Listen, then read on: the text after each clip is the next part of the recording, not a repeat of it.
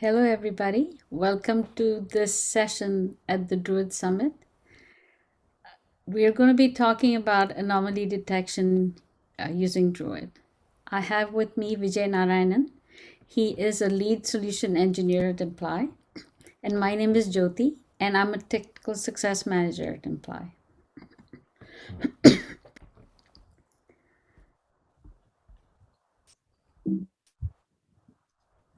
So, what do we have on our agenda for the next 45 minutes or so? At a high level, we will start by introducing anomaly detection. We will talk about some sample use cases where anomaly detection is or can be used. We will also discuss some methodologies that we use for anomaly detection and follow up with a demo. Therein, we will discuss statistical anomaly detection using Druid, a machine learning pipeline with the prediction model anomaly detection in Druid, and end with time series forecasting of data in Druid. This will showcase why we think that Druid is such a great platform for anomaly detection.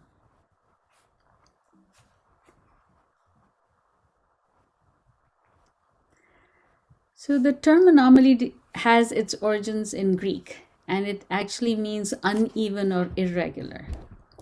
Anomalies can be the result of incompetence, maliciousness, system errors, accidents, or the product of shifts in the underlying structure of day-to-day processes.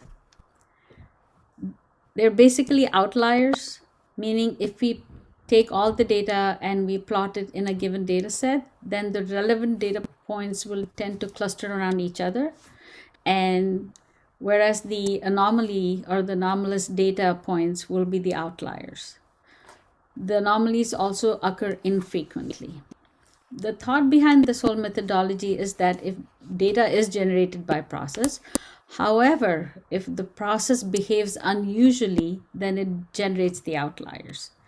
The anomaly detection methodology would be to classify data sets.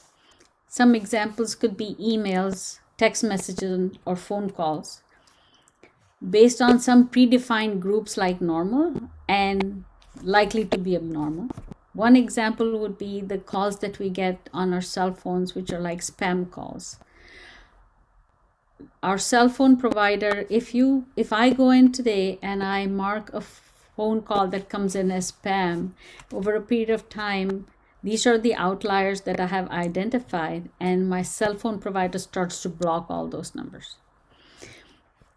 The thing to note is that the outliers may not always represent an anomaly. There may be times when the outliers may be used to correct the process itself. Going back to the same example, if I have a call, let's say from my bank or from my doctor's office, and my phone does not recognize that number, it marks that as spam as well. So I have to go back and correct it to say this is not spam, so that the next time I get a call, it does come in and ring on my telephone.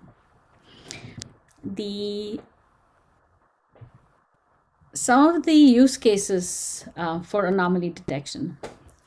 So one of the use cases that we can talk about is intrusion detection and intrusion prevention or spam detection. One very important and common use case would be in the network space. So the goal of any network is to provide confidentiality and integrity. This is from a security perspective. So monitoring a network system would be watching for anomalies like sudden spike in your network traffic, masquerading or break-ins detected as unusual user behavior and denial of service attacks, malicious attachments, etc. And it may not just be for security. Another goal of network systems is reliability. So as an example, if there's a particular area where there's a sudden significant increase in the network traffic, right? That's an anomaly. This kind of anomaly can start with lesser than acceptable user experience for the end users, and that could lead to a potential service outage if it's not addressed quickly. So using anomaly detection in this use case would help the network operators manage the network resources better for the user experience. One more area is fraud detection, credit card fraud, retail fraud, other transaction fraud. Some examples would be higher than normal credit card spending or from multiple geographical locations at the same time. We've all seen this, where one person, if you share the same credit card account, one person makes a transaction or purchases at one location, and the credit card is denied for the person at the other location because the credit card company thinks that it's a fraud use case because of the geographical location difference.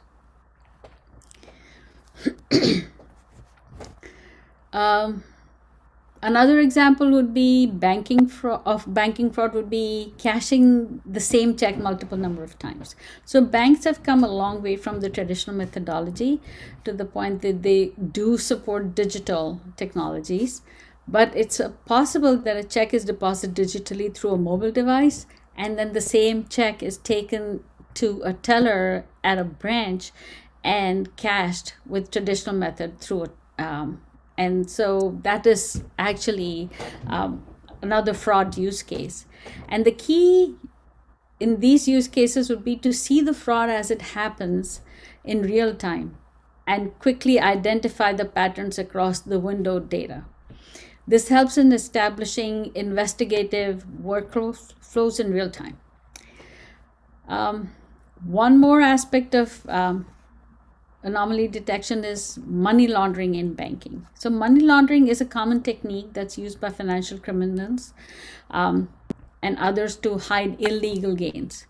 So basically what we've heard is that the estimates of money laundering are between 800 billion and 2 trillion of criminal proceeds that are laundered and they're reintroduced back into the economy. And this is usually done through small businesses because the small businesses will primarily handle cash, and then that is moved illegally across borders. So detection for this use case can come in different ways, and it is a harder problem to address. And the reason is money laundering transactions can be mixed with normal transactions, and they can be embedded in there under several layers. And there can be several combinations in the transaction cycle where the money can go through multiple gateways or processors. Also, the criminal methodology can change over time. So the models have to be dealt with differently and they have to evolve all the time. And so the best models would probably be a combination of statistical and machine learning approaches. Some other financial use cases.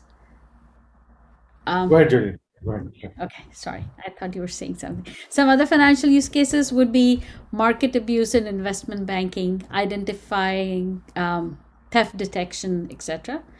While the pandemic has been somewhat of a deterrent for money laundering because there are not so many cash transactions involved during the pandemic, it has elevated the market abuse as in investment banking, just because people are working remote, and so the workplace settings now become informal, which is replacing the more formal workplace.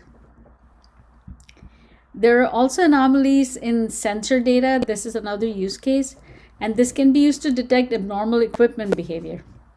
And if these are caught in real time, they can be used to prevent defects, breakdowns, or accidents. One very critical example of this are the switch sensors inside of the cockpits of the commercial airlines. Another example would be smartwatches that detect heartbeats. Anomalies in the health sensors can help predict health issues, and proactive measures can be taken to prevent them from becoming something much bigger. One thing to note here in all these is that the right data model needs to be defined that then separates the outliers. So there's not one consistent data model that can be used for any one specific use case. In most such use cases that we discussed above, the key concerns are performance and scalability.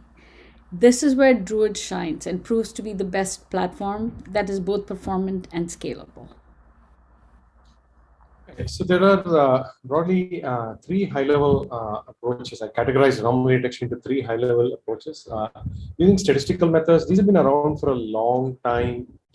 Things like computing the z-value, the interquartile range, uh, things like computing a Chernoff lower and upper bound for distributions that are not normal distributions.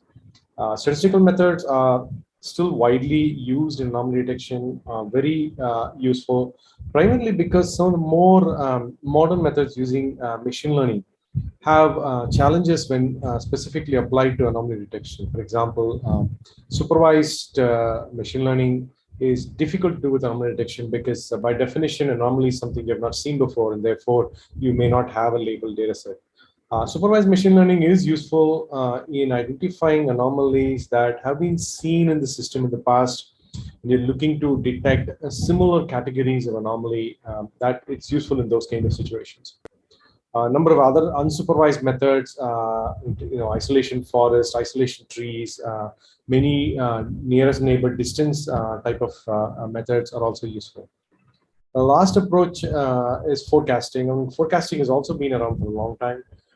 With forecasting, the approach is to forecast metrics. And then when the actual metrics come through, you compare the actual data with the forecast and try to identify an anomaly based on that.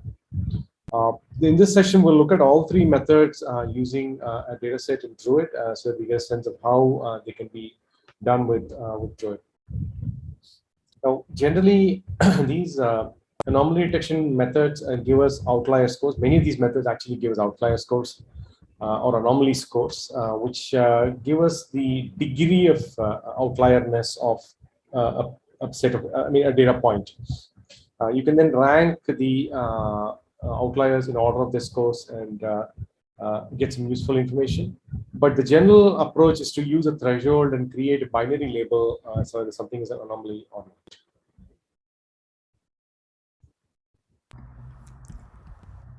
So let's take a look at the two graphs on this slide. The first one is of two sets of data points that are crowded densely around each other. So it's easier to detect the outliers in the middle. That's what we saw in that denoted by A for the first one. The second graph, it's not that easy to detect the anomalies as there are too many outliers. So detecting the anomalies in B would require comparing them with a different time period or using additional detection methods that Vijay talked about earlier, like z-score, etc. And in the B type of scenarios, prior knowledge of the system would be needed to categorize the anomaly. So let's look at some sequences now to see some patterns and if it's obvious or not, right?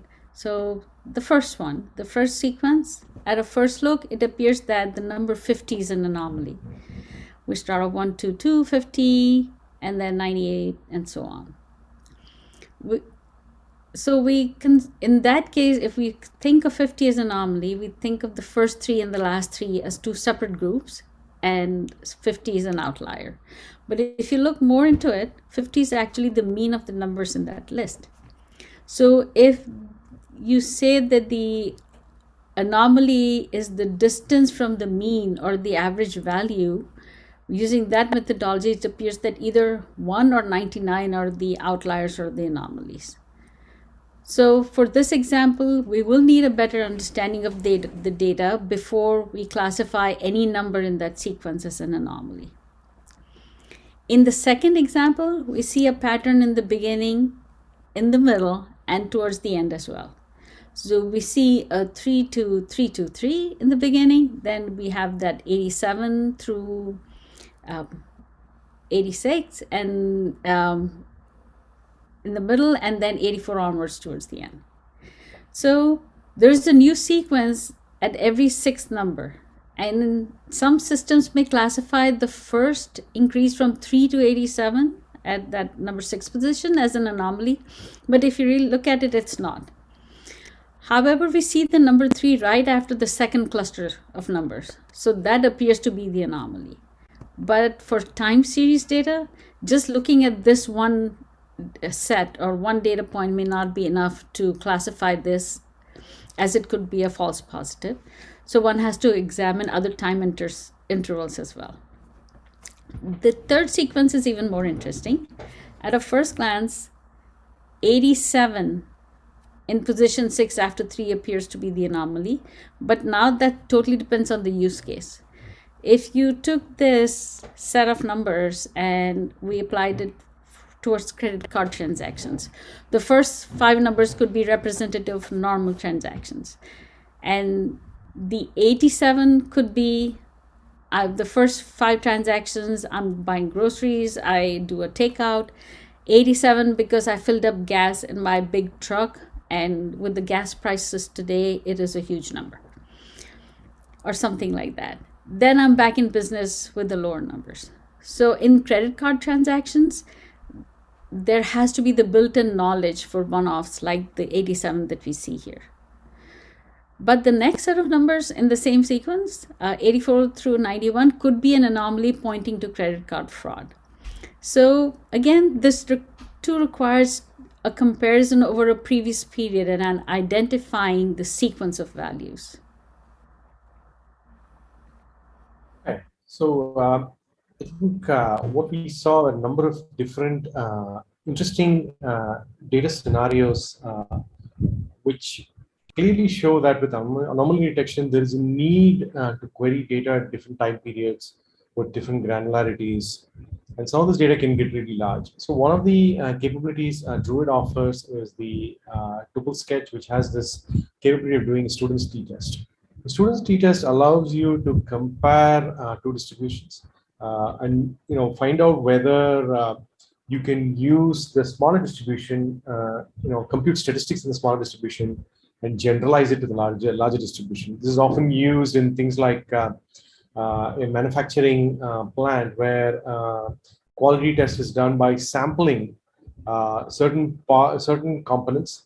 And the question is, if the failure rate in the sample increases, does it really say something about the overall manufacturing process? So those are kind of questions that can be answered by using the student's t-test. And in the context of anomaly detection, it's extremely useful as you can reduce the data set that needs to be queried compared to the full larger data set that you may have.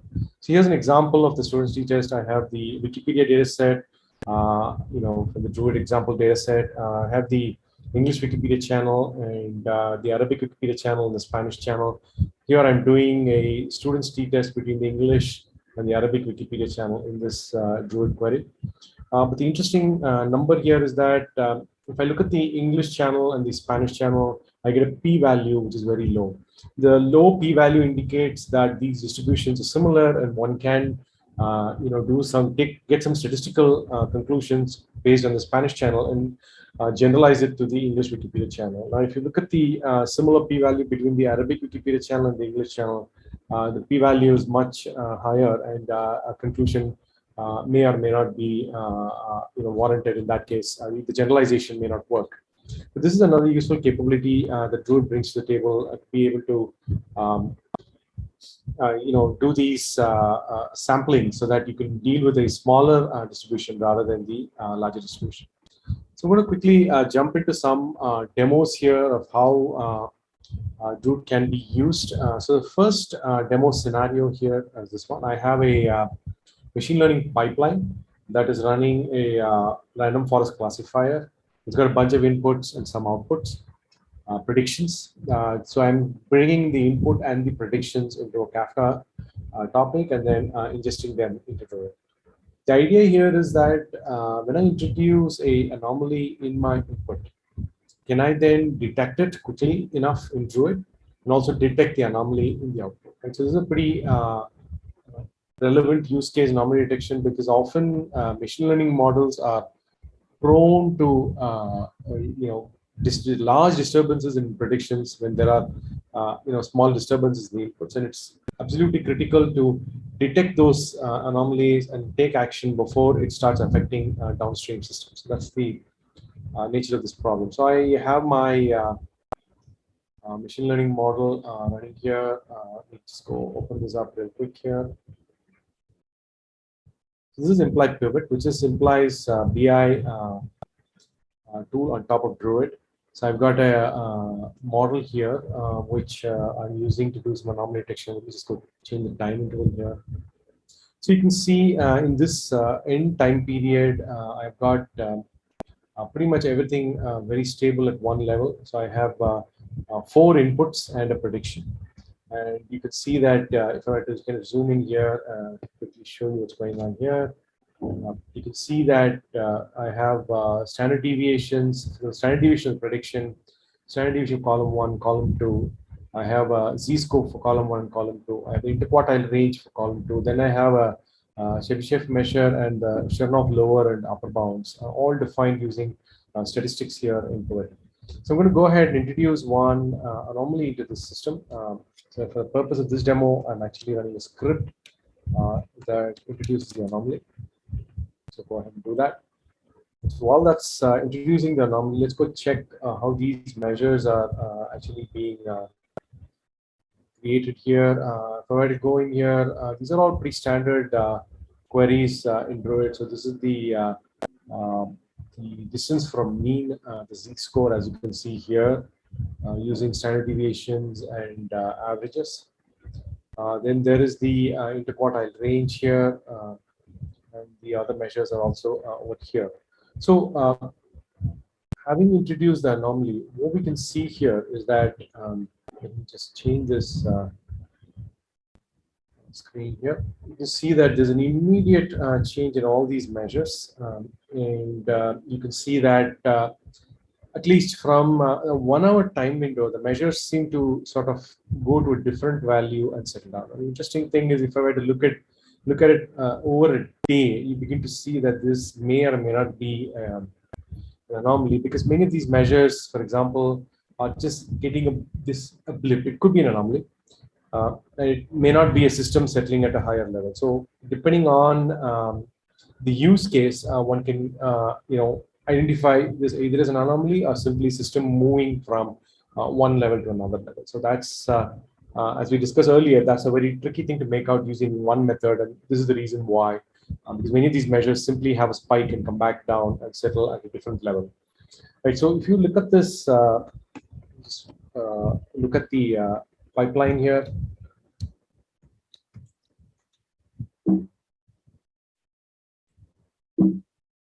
Okay, so this is my Python code. We got a random forest classifier here, which is actually generating all this data. Right. So, and I'm introducing an anomaly in it in the shape of a random disturbance. You can see here, I am creating a random disturbance and introducing it into that pipeline so that I can actually generate an anomaly. Right, so that's what happened in this setup. So again, if I were to go back and look at different time intervals, I will see a different picture of what's going on here. Right, so that's a key thing to keep in mind. And the ability to look at different time intervals is crucial when you're doing this kind of anomaly detection. Okay, so this was the quick one on using a statistical approach. And some of these measures I have detailed out here. The z-score, which is the data minus the mean for that interval divided by the standard deviation. Again, this keeps varying as I keep changing the interval. So again, going back to my demo here real quick. If I were to look at the the 1 day of data, and then look at an hour, and then change this to a minute, for example, you can see a different picture of what's going on. Right, so you can see a much sharper anomaly when I look at the full 1 day and see what's going on here. This is definitely an anomaly. So based on what time duration I query and what granularity I aggregate at, I can really see some more detailed picture. If I were to make this 1 second, I might get a different picture of what's going on here. So you can see, as it is even with the 1 minute, there is a very sharply defined pattern here and here, and then the system settles to a slightly different pattern. Right, so that's a very interesting. You can see that here also, there are very sharply defined patterns for a moment, which could, which very clearly tells us that there is an anomaly, and then the system settles to a slightly steadier pattern. And this is happening because the way this anomaly is introduced is that there is a sudden large random disturbance, and then the disturbance settles to a more steady value, and that's why you see this kind of pattern here.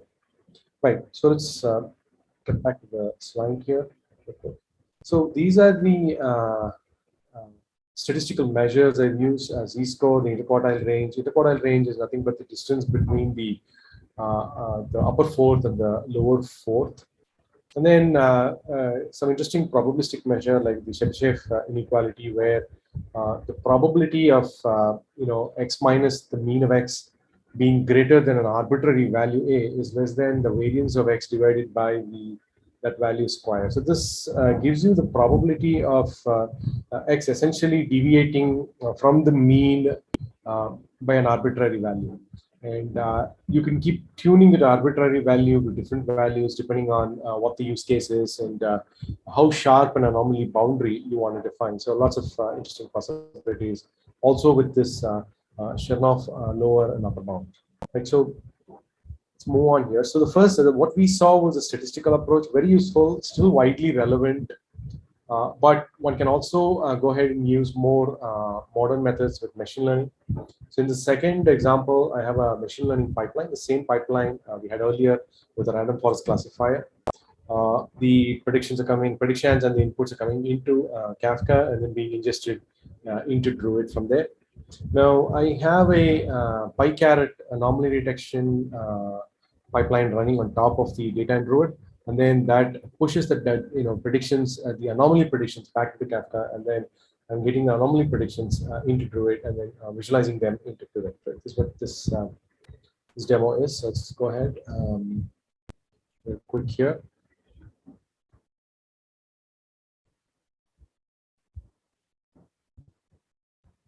Okay, cool. So I'm going to go ahead and look at the machine learning model here, the anomaly detection based on the machine learning model. So I have, the same pipeline where we introduced the anomaly here. And you can see that the anomaly score has actually shot up, and I can see that. Now I've also created a scenario here where I have a anomaly threshold, so I could look at that. And based on that, I have whether something is an anomaly or not an anomaly. Right? So this is actually classifying different data points to be an anomaly or not an anomaly based on the threshold. The interesting behavior is with the anomaly score, where it actually goes to a higher level and settles down there. Now, if I were to look at the one-day scenario, you might see that the anomaly score actually peaks and comes back down, which will potentially indicate that there is, in fact, very exact anomaly at that point. I could also look at a minute breakdown here on the one-day thing. Now it's, I think, much clearer that there is a very sharply defined anomaly, probably just for a few minutes around this, and so also around here.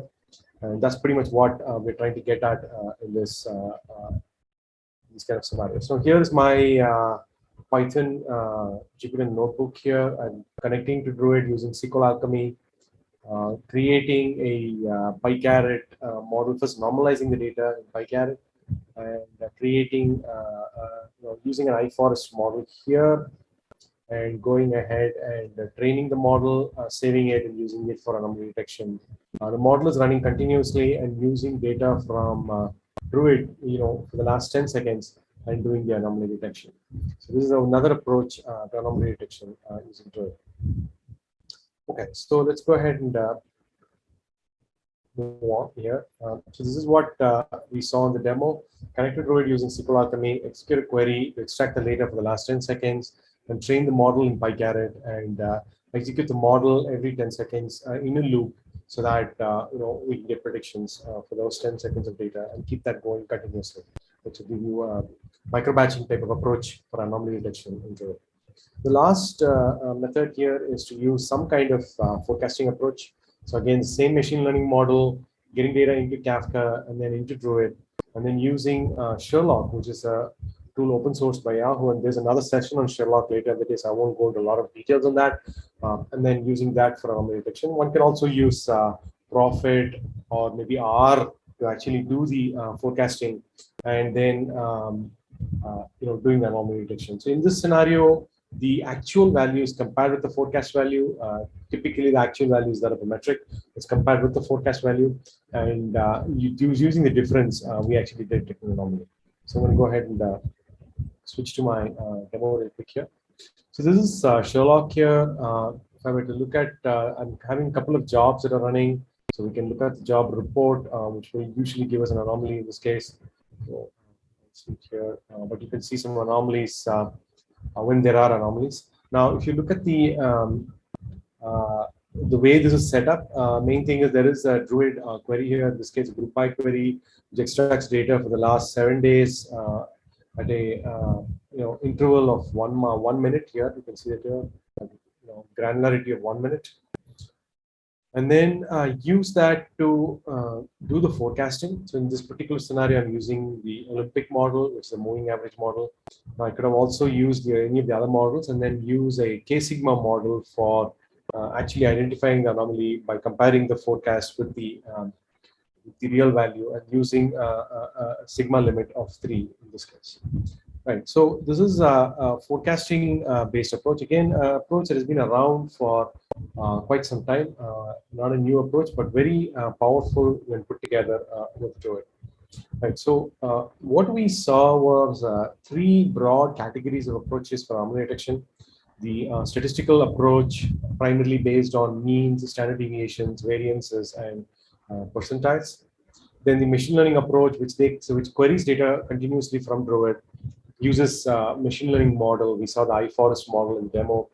And then lastly, using a forecasting approach where we extract data from Druid and then use it to forecast metrics and compare the actual value with the forecast value.